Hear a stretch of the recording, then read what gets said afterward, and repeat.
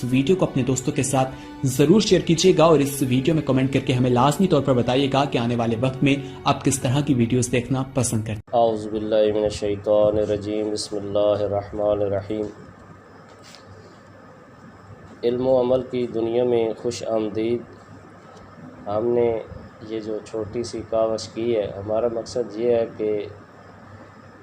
قرآنی افکار لوگوں تک پہنچیں، اور اس کے بعد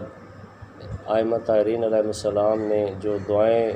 ہم تک پہنچائی ہیں، جو کہ صحیفہ کاملہ میں ہیں یا دوسری کتب میں ہیں،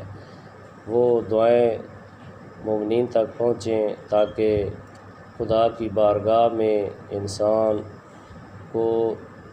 امام نے جو دعائیں مانگنے کا طریقہ سمجھایا ہے، تاکہ ہمیں پتہ چلے کہ ہم اللہ سے دعائیں کس طرح مانگیں۔ اور جو قرآن مجید میں اہم نکات ہیں،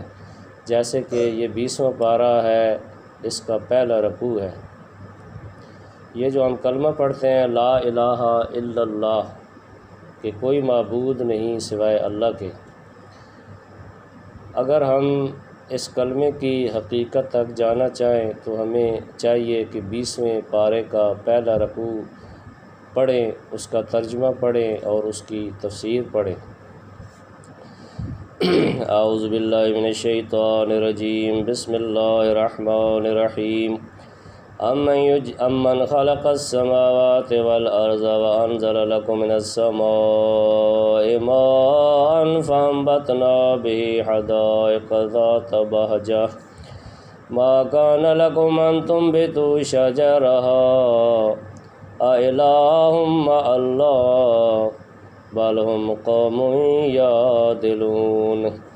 امن جعل الارض قرارا وجعل خلالها انہارا وجعل لها رواسي وجعل بين البحرين حاجزا أإله مع الله بل اکثرهم لا يعلمون۔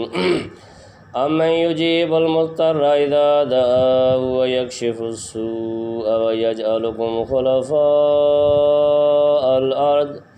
أإله مع الله قليلا ما تذكرون۔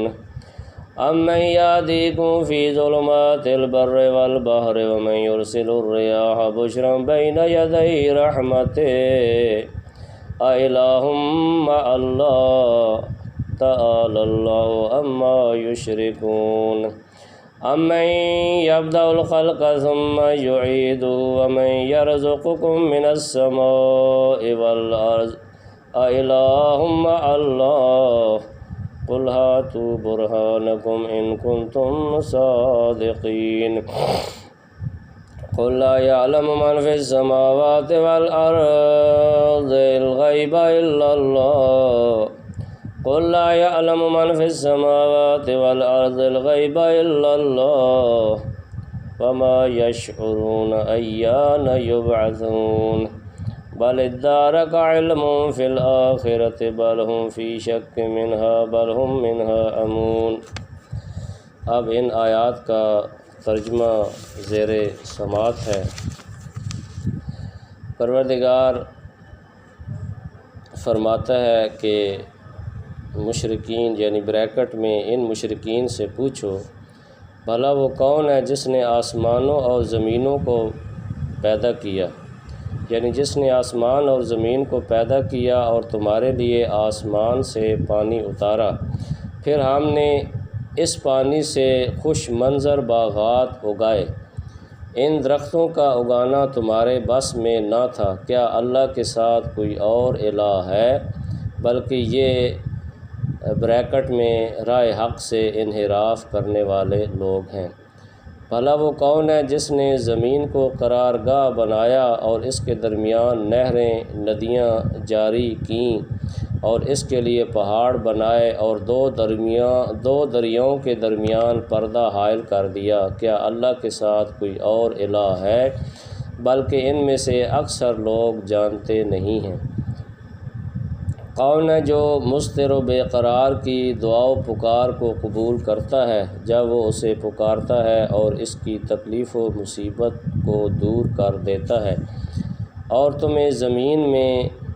بریکٹ اگلوں کا جانشین بناتا ہے؟ کیا اللہ کے ساتھ کوئی اور الہ ہے جو خشکی اور تری کی تاریکیوں میں تمہاری رہنمائی کرتا ہے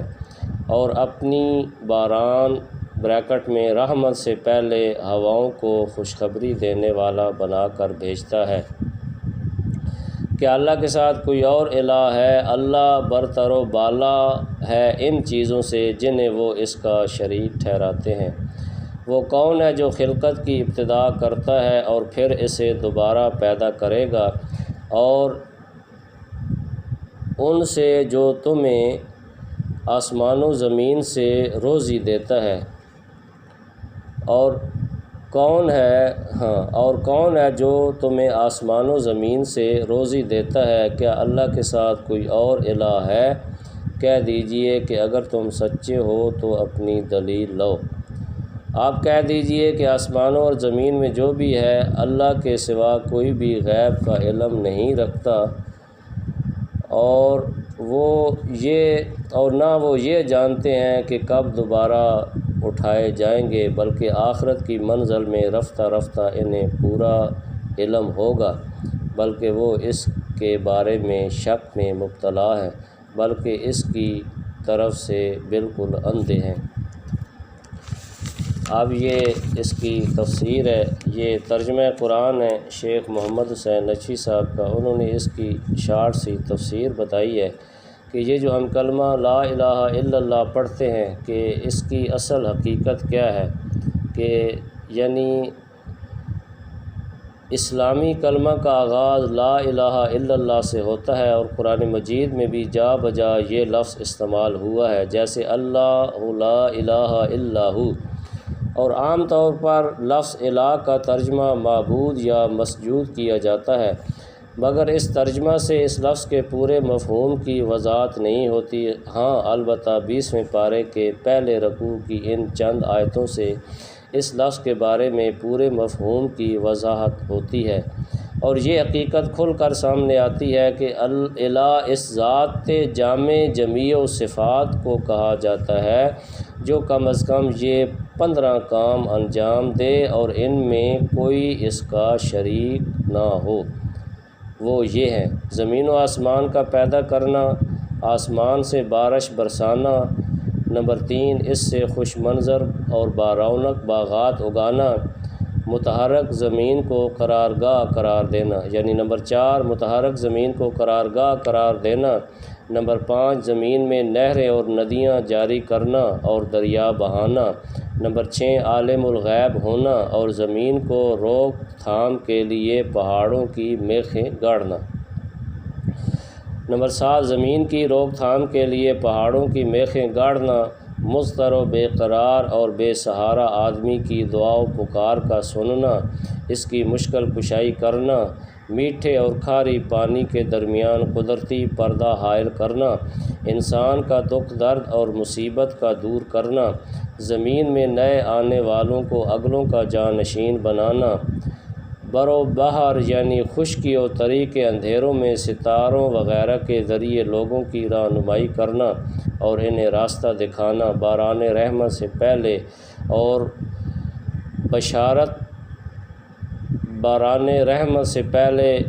بشارت ٹھنڈی ہواؤں کا چلانا، یعنی باران رحمت سے پہلے بشارت دینے والی ٹھنڈی ہواؤں کا چلانا، پہلے مخلوق کی خلقت کا آغاز کرنا، پھر موت کے بعد دوبارہ زندہ کر کے میدان حشر میں لانا، آسمان و زمین سے مخلوق کی روزی کا انتظام کرنا۔ ان قرآنی حقائق سے واضح ہو جاتا ہے کہ امور تکوینیہ کی انجام دہی خداوند عالم کے قبضہ قدرت میں ہے، اور پوری کائنات کا الہ وہی ہوتا ہے، جو کائنات کا الہ ہوتا ہے وہی یہ کام انجام دیتا ہے، لہٰذا ان امور میں اس کی طرف رجوع کرنا واجب ہے، اور کسی اور ہستی کی طرف رجوع کرنا وہ جو ناقابل معافی جرم ہے، یعنی یہ کام سوائے خداوند عالم کی ذات کے کوئی نہیں کر سکتا۔ اس لیے جب ہم کلمہ لا الہ الا اللہ پڑھتے ہیں تو ہمارے ذہن میں یہ خیال ہونا چاہیے کہ آسمان و زمین کو بھی پیدا کرنے والی اللہ کی ذات ہے، اور